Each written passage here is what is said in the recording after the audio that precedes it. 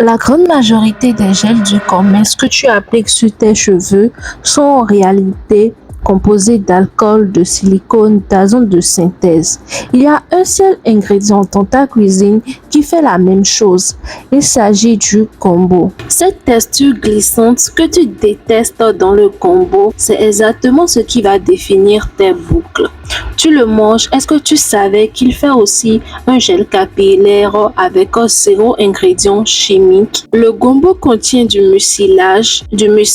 Il gaine la tige capillaire, retient l'humidité et définit les boucles sans résidus et sans sulfate. La première étape pour pouvoir fabriquer notre gel de gombo fait maison, c'est d'acheter une dizaine de gombos au marché. Ensuite, tu les coupes. Plus c'est fin, plus le mucilage se libère dans l'eau pendant la cuisson.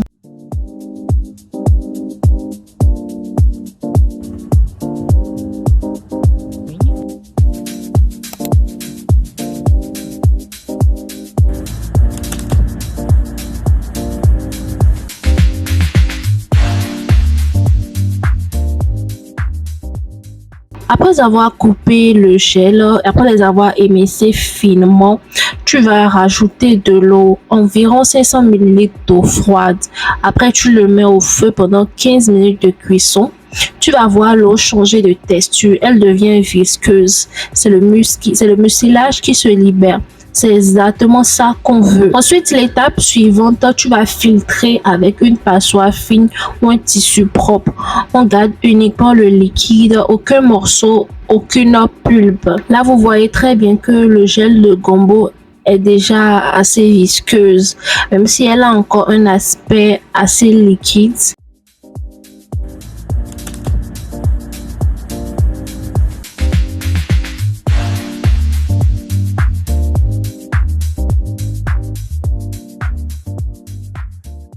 Nous allons le transvaser dans un flacon applicateur.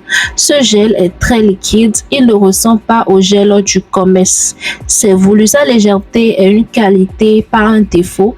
Il pénètre la tige capillaire sans alourdir. Ensuite, nous avons une texture légère, aucun résidu blanc, aucun effet carton.